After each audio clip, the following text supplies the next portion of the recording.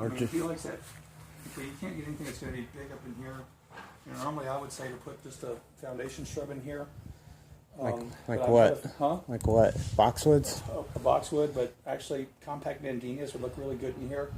Up against that brown, you get that red foliage. It's evergreen, but compact Nandinias, so you're gonna stay low.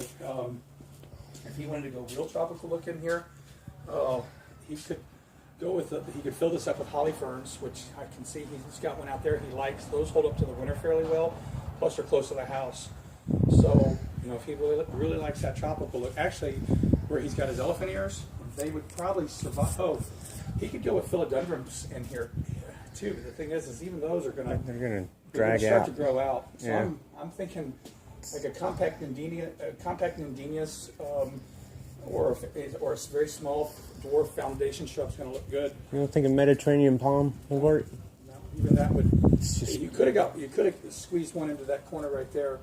So I'm seeing Nandinias in here.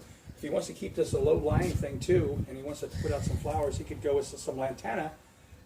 But no matter what he does in here, it's going to try to spill out over here. So he could go with lantana, but lantana doesn't normally hold up. You know, it can die off in the winter. So I'm seeing ferns. I'm seeing straight off foundation shrubs. Nandinias would have some nice color in here for those. Or if he really wants to go full-blown tropical, he could go with holly ferns. But the thing is a full-size holly fern we used to have down the ranch. This is the circle of a holly fern there. So really his compact Nandinias for the space right here. I like the idea of a Mediterranean palm back there in that corner. Now he could go with a Medi back in there. That's going to be evergreen. Yeah. And that's going to go better than that. That banana's going to die off in a hard winter. Right. It's fairly close to the house, so it may hold up, but you know, no matter what, one winter you're going to have. It's going to die eventually. You're going to have one winter within 5 years that's going to kill that banana tree. But they grow up so freaking fast that you know you can get it back next spring.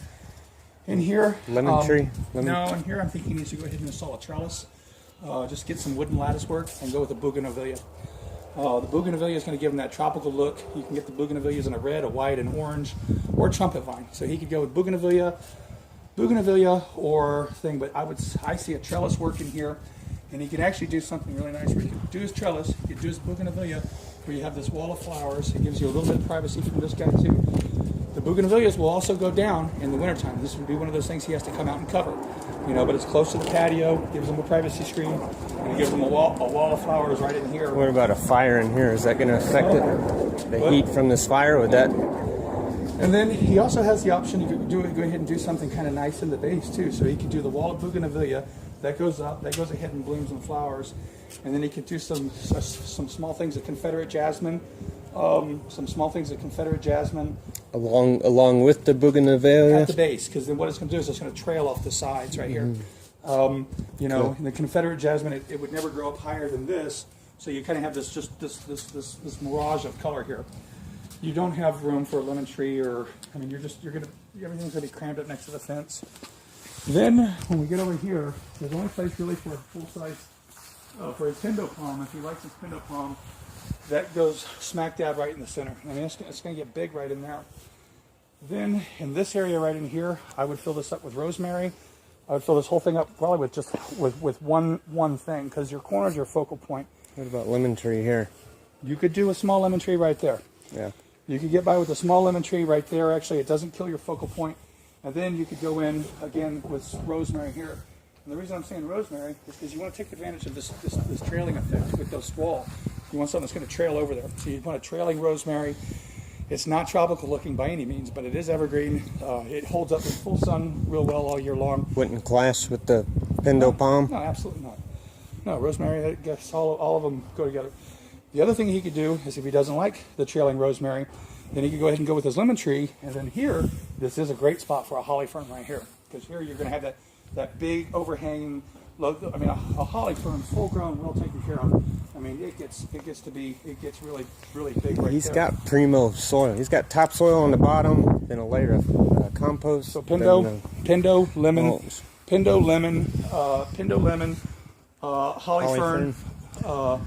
holly fern. Rosemary also, or just a holly fern? Whatever he likes best. Either one. Can you do both? No.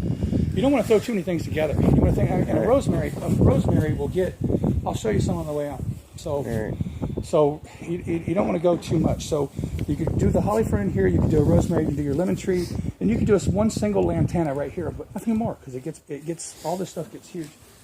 You got your Pindo palm right in here.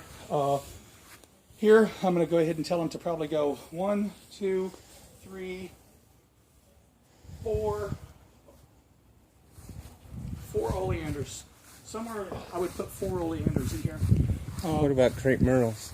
No, because he wants a screen, he wants evergreen, and he wants tropical look. So oleander is an evergreen. It blooms all summer long. He can get them in an orange. He can get them in an orange, a pink, a white.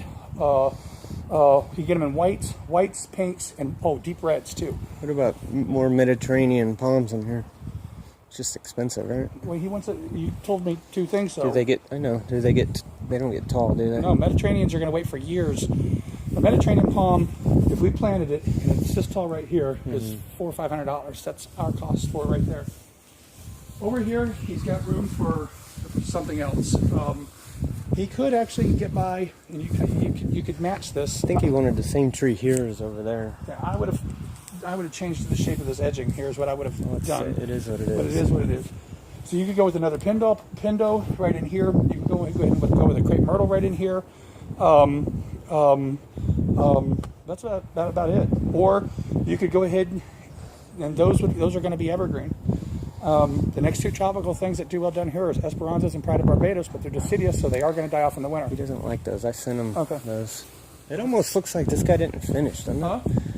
I'm looking at this. That's No, I wouldn't harm it.